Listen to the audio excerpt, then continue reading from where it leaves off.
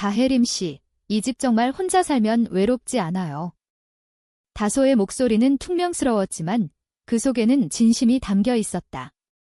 그녀는 다혜림의 낡은 한옥문을 밀며 들어오다 말고 멈춰섰다. 손에는 무겁게 느껴지는 쌀 포대가 들려 있었다. 서울의 겨울, 좁은 골목길에 눈이 소복이 쌓여 있었고 다소의 발자국은 그녀가 이 집을 몇 번이나 드나들었는지 말해주고 있었다. 다혜림은 부엌에서 고개를 들었다. 그녀의 손에는 떡국을 썰기 위해 들고 있던 칼이 멈춰 있었다. 외롭다니 소야, 내가 이렇게 멀쩡한데. 그녀는 웃으며 대답했지만 그 미소는 어딘가 허술했다. 59세의 다혜림은 홀로 사는 삶에 익숙해 보였지만 그녀의 눈빛에는 숨겨진 이야기가 있었다. 다소는 쌀 포대를 내려놓으며 한숨을 쉬었다. 아줌마, 진짜로 이렇게 무거운 거 들고 다니면 허리 나가요. 내가 말했잖아요. 필요하면 언제든 말하라고. 그녀는 다혜림을 아줌마라 불렀지만 그 말투에는 묘한 애정이 묻어났다. 두 사람은 이웃이었다. 다소는 32세의 프리랜서 사진작가로 다혜림의 옆집에 이사 온 지 6개월이 되었다. 다혜림의 남편은 3년 전 세상을 떠났고 그녀는 홀로 이 오래된 한옥을 지키며 살았다. 다소는 처음엔 그저 예의상 다혜림을 도왔지만 어느새 그녀의 집에 자주 들르게 되었다. 쌀을 나르고 김치를 담그고 때로는 함께 밥을 먹으며. 그날 다소는 다혜림의 부엌에서 떡국을 함께 먹었다. 창밖으로 눈이 내리고 집안에는 따뜻한 김이 모락모락 피어올랐다. 다소는 젓가락을 내려놓으며 물었다. 다혜림 씨, 혹시 남편분이랑 같이 살던 때가 그리울 때 없어요? 다혜림은 잠시 멈칫했다. 그녀의 손이 찻잔을 잡으며 떨렸다. 그리울 때도 있지? 하지만 그 사람이 떠난 뒤로 내가 더 자유로워진 것도 사실이야. 그녀의 목소리는 담담했지만 그 안에는 복잡한 감정이 얽혀 있었다. 다소는 그 말을 듣고 무언가 말하려다 입을 다물었다. 그 순간 다소의 핸드폰이 울렸다. 화면에는 지훈이라는 이름이 떠 있었다. 다소의 표정이 굳어졌다. 그녀는 전화를 끊고 핸드폰을 주머니에 넣었다. 다혜림은 그 모습을 놓치지 않았다. 누구야? 연인, 그녀가 장난스럽게 물었다. 다소는 어색하게 웃으며 고개를 저었다. 아니에요. 그냥 옛날 친구. 하지만 그녀의 눈빛은 거짓을 말하고 있었다. 다혜림은 더 묻지 않았지만 두 사람 사이에 미묘한 긴장감이 감돌았다. 그날 밤, 다소는 자신의 작은 원룸으로 돌아와 침대에 누웠다. 지훈에게서 온 문자가 화면을 가득 채우고 있었다. 다소야, 우리 다시 시작할 수 없을까? 다소는 문자를 지우고 핸드폰을 던지듯 내려놓았다. 그녀의 머릿속에는 지훈의 얼굴이 떠올랐지만 이상하게도 다혜림의 미소가 그 위로 겹쳐졌다. 겨울이 깊어질수록 다소는 다혜림의 집에 더 자주 들렀다. 그녀는 다혜림이 혼자 무거운 물건을 나르는 모습을 볼 때마다 마음이 쓰였다. 다혜림 씨, 진짜로 내가 도와줄게요. 나 젊잖아요. 다소는 그렇게 말하며 웃었지만 다혜림은 고개를 저으며 말했다. 소야, 내가 아직 안 늙었어. 걱정 마. 하지만 다혜림의 건강은 점점 나빠지고 있었다. 그녀는 종종 숨을 헐떡였고 손이 떨리는 날이 많아졌다. 다소는 그걸 눈치챘지만 다혜림은 절대 약한 모습을 보이지 않으려 했다. 한 번은 다소가 다혜림의 집에서 늦게까지 머물렀다. 두 사람은 소주 한 병을 놓고 이야기를 나누고 있었다. 다혜림은 젊은 시절 이야기를 꺼냈다. 내가 너만 했을 때 진짜 꿈이 많았어. 화가가 되고 싶었지? 근데 결혼하고 아이 낳고 그렇게 꿈은 멀어졌어. 다소는 잔을 기울이며 물었다. 지금이라도 시작하면 되잖아요. 화가, 멋지네요. 다혜림은 웃었다. 이 나이에? 터무니없어. 하지만 그녀의 눈빛에는 아련한 동경이 남아있었다. 그날 밤, 다소는 다혜림의 집에서 나온 뒤 골목길을 걷다가 멈춰섰다. 눈이 내리고 있었다. 그녀는 다혜림의 집을 돌아보며 생각했다. 왜 저는 자꾸 이 사람한테 끌리는 걸까? 며칠 뒤, 다소는 우연히 다혜림의 집에서 오래된 스케치북을 발견했다. 그 안에는 젊은 시절 다혜림이 그린 그림들이 가득했다. 풍경화, 초상화, 그리고 한 여성이 반복해서 등장하는 그림. 그 여성은 다혜림과 닮았지만 더 자유롭고 더 대담한 모습이었다. 다소는 그 그림을 보며 가슴이 뛰었다. 이거 다혜림 씨가 그린 거예요. 다소가 물었다. 다혜림은 당황하며 스케치북을 뺏으려 했지만 다소는 장난스럽게 피했다. 진짜 대단해요. 왜 이걸 숨기셨어요? 다혜림은 한숨을 쉬며 말했다. 그건 그냥 젊은 날의 치기였어. 하지만 다소는 그 그림들에서 다혜림의 진짜 모습을 본 것 같았다. 그날 저녁, 다소는 다혜림에게 말했다. 다혜림 씨, 우리 같이 전시회 가요. 제가 아는 갤러리 있는데 거기서 그림 보여주면 다들 좋아할 거예요. 다혜림은 망설였다. 소야, 그건 너무 늦었어. 다소는 고개를 저었다. 늦은 거 없어요? 지금이 딱 좋아요. 다소의 설득 끝에 다혜림은 전시회에 그림을 출품하기로 했다. 다소는 그녀의 그림을 정리하고 갤러리 주인과 연락하며 바쁘게 움직였다. 다혜림은 처음엔 어색해했지만 점점 설렘을 느끼기 시작했다. 그러나 그 와중에 다소의 과거가 그녀를 따라왔다. 지훈이었다. 다소의 전 연인, 그리고 그녀의 마음에 깊은 상처를 남긴 사람. 지훈은 다소에게 계속 연락을 시도했고 결국 어느 날 다소의 집 앞에 나타났다. 다소야, 나 진짜 후회했어.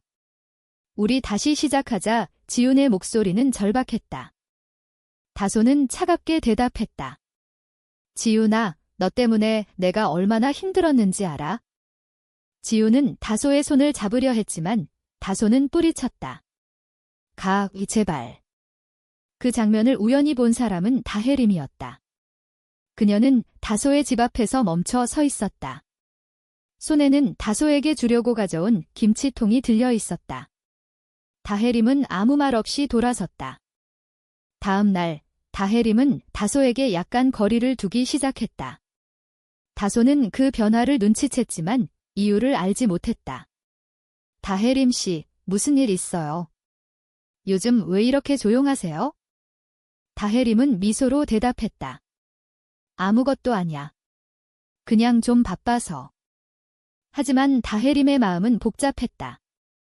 그녀는 다소에게 점점 끌리고 있었지만 동시에 두려웠다. 내가 이 나이에 이런 감정을 가져도 되는 걸까? 한편 다소는 지훈과의 관계를 정리하려 했지만 지훈은 끈질기게 그녀를 따라다녔다. 결국 다소는 다혜림에게 자신의 과거를 털어놓기로 했다. 다혜림 씨, 사실 지훈은 제 전 연인이에요. 2년 전에 헤어졌는데 최근에 다시 나타난 거예요. 다혜림은 그 말을 듣고 잠시 침묵했다. 그래 소야, 너 아직 그 사람 좋아해? 다소는 고개를 저었다. 아니에요. 전 그냥 이제 자유롭고 싶어요. 전시회 날이 다가왔다. 다혜림의 그림은 갤러리에 걸렸고 그녀는 처음으로 자신의 작품을 사람들 앞에 내놓았다. 다소는 그녀의 옆에서 응원하며 사진을 찍었다. 다혜림 씨, 진짜 멋져요. 오늘 주인공이에요. 다혜림은 웃었지만 마음 한구석에는 불안이 있었다. 그녀는 다소의 밝은 미소를 볼 때마다 가슴이 아렸다. 내가 이 아이에게 이런 마음을 품는 게 잘못된 걸까? 전시회 도중 지훈이 나타났다. 그녀는 다소에게 다가가 말다툼을 시작했다. 다소야, 너 이렇게 날 무시해도 괜찮아. 내가 너한테 얼마나 잘했는데. 다소는 화를 내며 소리쳤다. 지훈아, 그만해. 너 때문에 내가 얼마나 망가졌는지 몰라? 그 소란 속에서 다혜림은 조용히 다소의 손을 잡았다. 소야, 가자. 그녀는 다소를 데리고 갤러리 밖으로 나왔다. 눈이 내리는 거리에서 두 사람은 서로를 바라보았다. 다혜림 씨 미안해요. 이런 모습 보여줘서 다소의 목소리는 떨렸다. 다혜림은 부드럽게 말했다. 괜찮아. 누구나 과거가 있는 거야? 그 순간 다소는 다혜림의 손을 더 꽉 잡았다. 다혜림 씨, 저 당신이랑 있으면 마음이 편해요. 이상하게. 다혜림은 그 말을 듣고 가슴이 뛰었다. 그녀는 말없이 다소를 끌어안았다. 눈이 내리는 거리에서 두 사람의 숨결이 따뜻하게 얽혔다. 그날 이후 다소와 다혜림은 서로에게 더 가까워졌다. 그들은 함께 시간을 보내고 서로의 이야기를 나누며 점점 더 깊은 관계가 되었다. 하지만 다혜림은 여전히 갈등했다. 그녀는 자신의 나이, 사회의 시선, 그리고 다소의 미래를 생각하며 괴로워했다.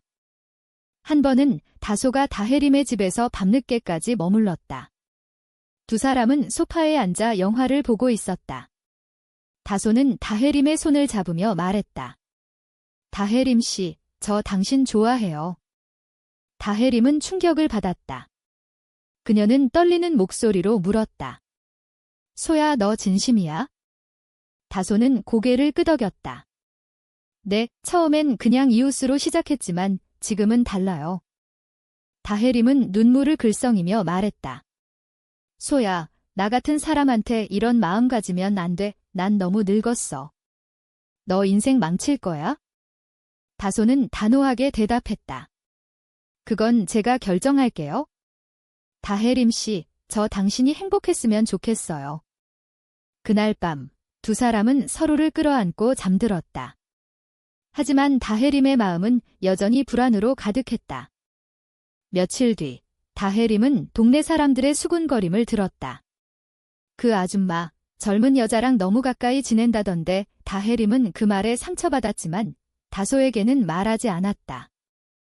다소와 다혜림의 관계는 점점 깊어졌지만 위기는 예고 없이 찾아왔다. 지훈이 다소의 사진 작업을 방해하기 시작한 것이다. 그녀는 다소의 작업실에 찾아와 소란을 피웠고 심지어 다혜림의 그림을 훼손하려 했다. 다소는 분노하며 지훈을 쫓아냈지만 그 사건은 다혜림에게 큰 충격을 주었다. 그녀는 다소에게 말했다.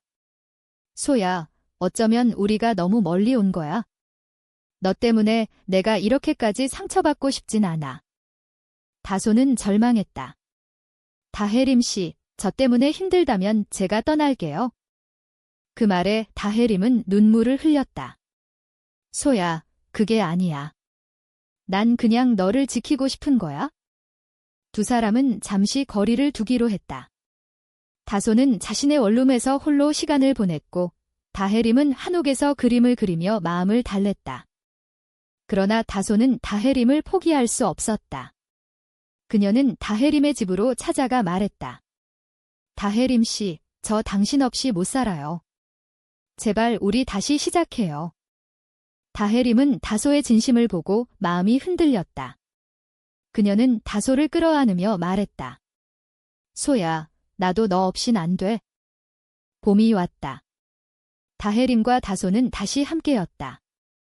그들은 동네 사람들의 시선을 신경 쓰지 않기로 했다. 다혜림은 다시 그림을 그리기 시작했고 다소는 그녀의 작품을 세상에 알리는 데 힘썼다. 어느 날 다혜림은 다소에게 말했다. 소야, 내가 너한테 고마운 거 알아? 내가 날 다시 살게 했어. 다소는 미소 지으며 대답했다.